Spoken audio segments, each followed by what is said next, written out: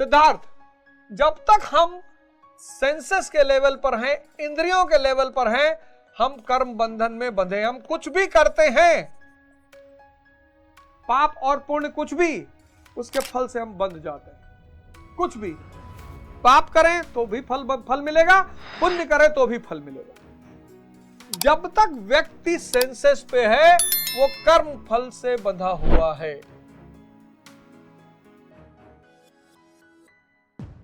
फिर उसने ध्यान किया, साधना किया और सिद्धार्थ बन गए बुद्ध, क्योंकि चेतना तो मुक्त है ना, कॉन्शियस। वो किसी कार्य को अपेक्षा के लिए नहीं करती। भूख लगी, खाना खा लिया। आशीर्वाद दे रहे तो इसलिए नहीं दे रहे कि भक्तों से पैसा चाहिए, कुछ तोहफा चाहिए, कुछ गिफ्ट चाहिए, चाहिए ही नहीं कुछ। चेतना कर्म फल से मुक्त है, क्योंकि चेतना आकांक्षा रहित होकर कार्य करती है। मन फल को ध्यान में रखकर काम करता है, और चेतना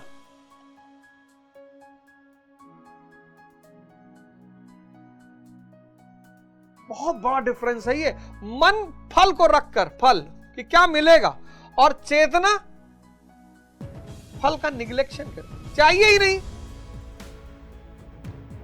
गुरु महाराज है, अड़गानंद महाराज है, कि आपको आशीर्वाद दे रहे हैं कुछ चाहत में, अरे भागो यहां से, जाओ। चेतना को किसी चीज की आकांक्षा नहीं है।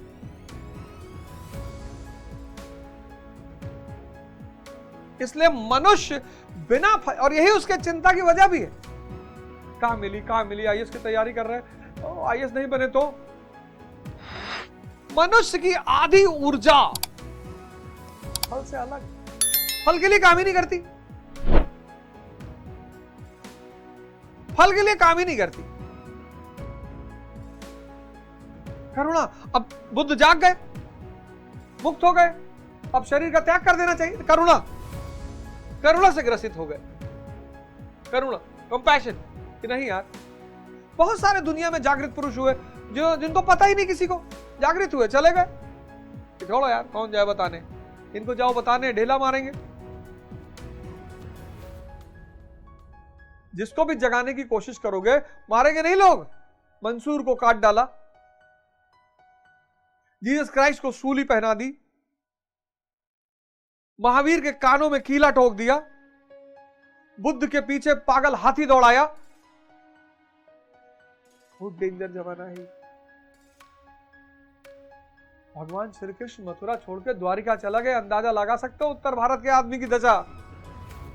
कोई अपना घर छोड़ता, वो भी भगवान।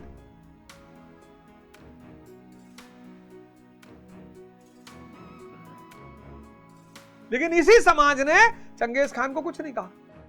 मैं जब तुमसे बार बार कहता हूं कि शक्ति रखकर शांति की बात करो, वरना बहुत मार खाओगे। मंसूर काट डाला, जीसस सूली चढ़ा दी, महावीर के कान में कील ठोक दिए, बुद्ध के पीछे पागल हाथी दौड़ा दिया। चंगेज खान,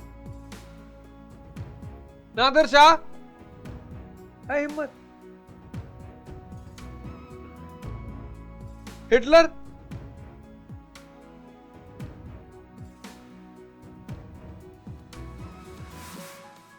इसीलिए संसार में अगर जीना है तो शक्ति को जीवन का आधारभूत उद्देश्य बनाओ, और जब शक्ति रहे तब शांति और प्रेम की बात करो, वरना जिंदगी ठंड हो जाएगी। बहुत रोओगे, कोई आंसू पोंछने वाला नहीं मिलेगा। मेरी गर्लफ्रेंड चली गई सर, मेरी बीवी मुझसे बात नहीं कर रही है सर, सब शक्ति के साथ हैं सर, कोई रिश्तेदार मेरा मदद नहीं कर रहा, जाओ किसी डीएम के यहां, देखो कितने रिश्तेदार हैं उसके।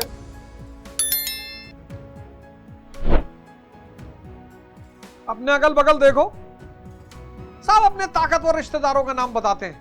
हमारे बड़े फूफा एक डीजीपी हैं छत्तीसगढ़ में, सगे फूफा हैं। हाँ सगे समझो, सगे काहे समझे बे, सगे हैं, नहीं गांव के हैं, मतलब उनकी जो औरत है पापक गांव की है। ऐसे तो हम भी प्राइम मिनिस्टर है बे, मतलब तुम्हारे गांव के हैं, चलो मिलाओ। नहीं नहीं, हमारे गांव के नहीं, गांव के बगल वाले गांव के हैं। अब क्या रिश्तेदारी जोड़ रहा बे हैं? तुम्हारी जात के? नहीं नहीं, हमारी जात मुसलमान है। वैसे तो मुसलमानों गाली देते हो।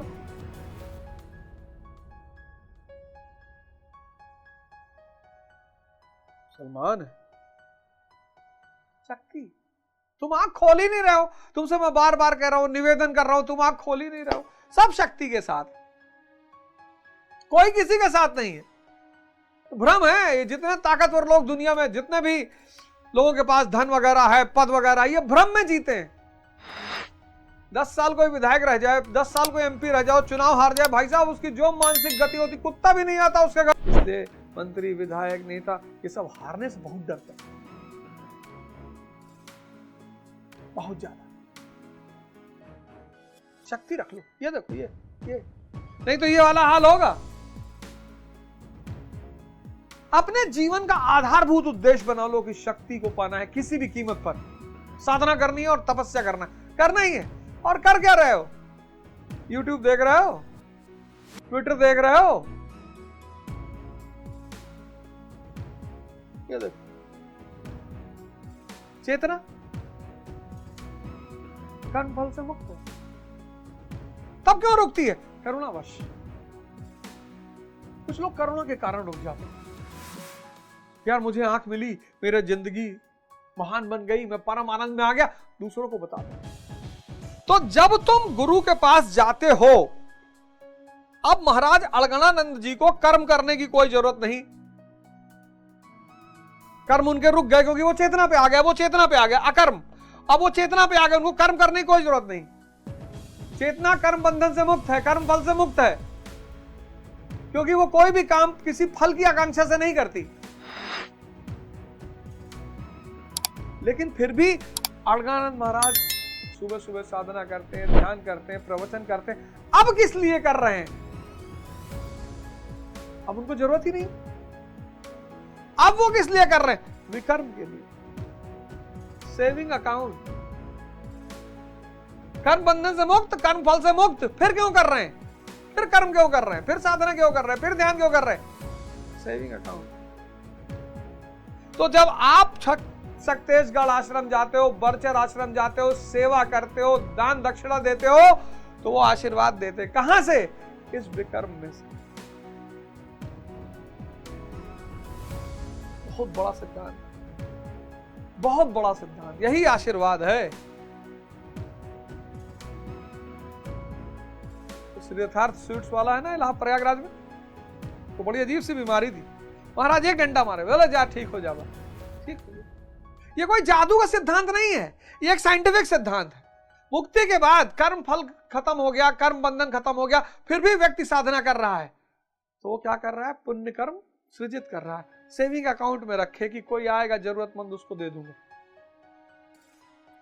किसी का कैंसर ठीक हो गया, पश्चिम बहुत परेशान है इस बात को लेकर, वेस्ट बहुत परेशान है कि कैसे हो जाता है यार।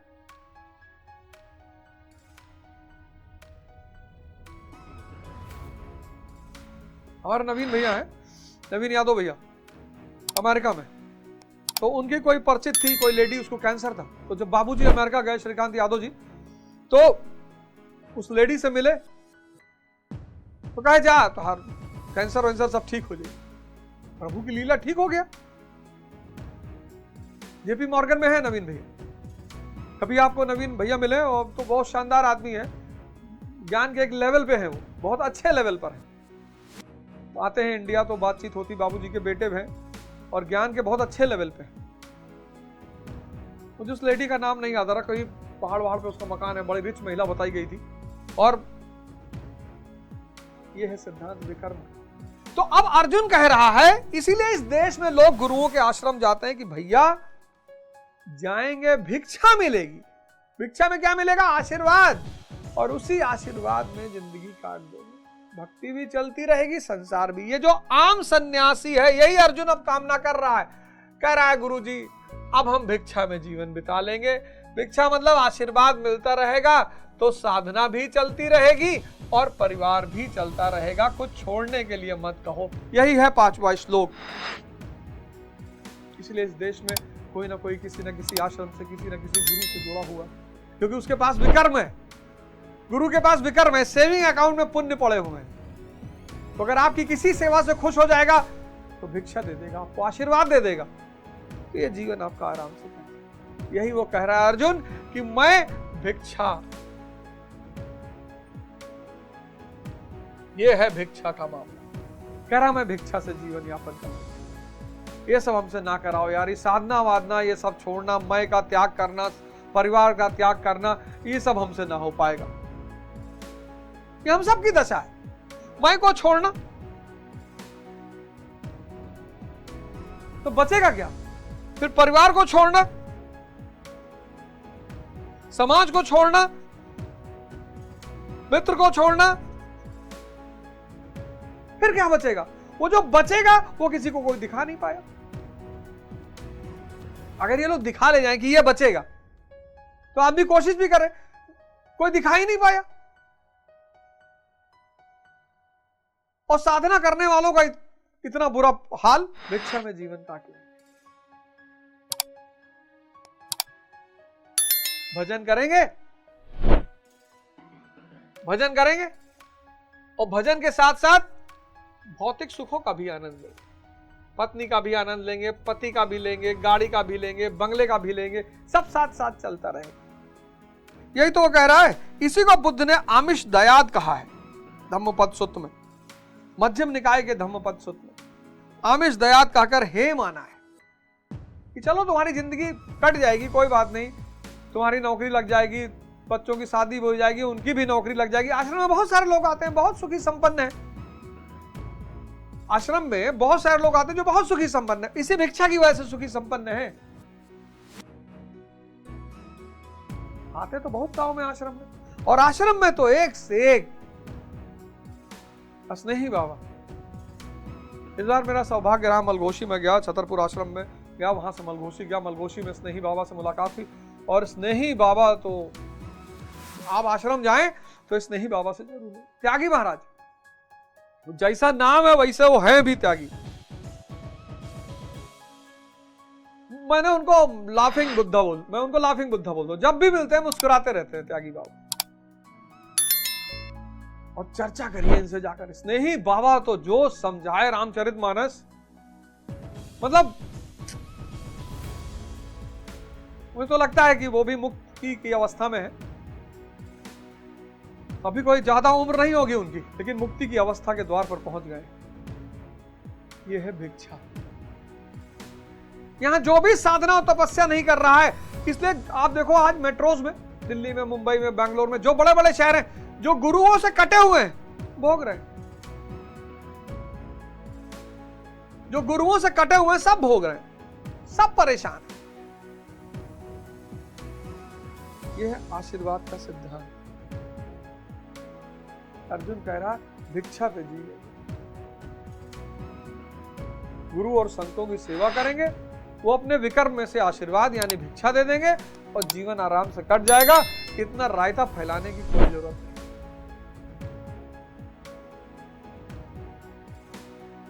इस माया जाल, इस दुष्चक्र, इस सुख की धारणा, हम तो जब पीछे पलट कर देखते हैं, इतना डर लगता है कि कहां से निकल आए। पर लगता था किसी तरह स्त्री मिल जाए, किसी तरह बस मिल जाए।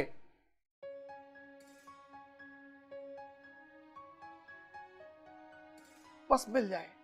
गांधी की ऑटोबायोग्राफी पढ़ा, और जब उन्होंने बताते हैं कि उनके पिताजी मृत्यु शैया पे थे, तो डॉक्टर ने कहा कि आज की रात चलेगी नहीं, अंतिम रात है, डॉक्टर ने कह दिया।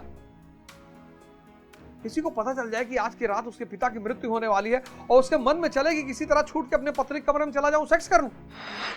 और जैसे उनके चाचा आए, बोले मैं पैदा होता हूं, भगे सीधे अपने पत्नी के कमरे में, पटक दिया। पत्नी का 7 महीने का बच्चा था, मना कर रही थी वो, उधर से कमरे से चिल्लाने की आवाज आई, मतलब पिताजी मर गए। सोचो काम, अंधता कितनी बड़ी चीज है। कितनी खतरनाक बेहोशी, कितनी खतरनाक। जीवन भर दुख रहा गांधी को। जब मैंने वो पढ़ा हमें लगा हम सब गांधी हैं।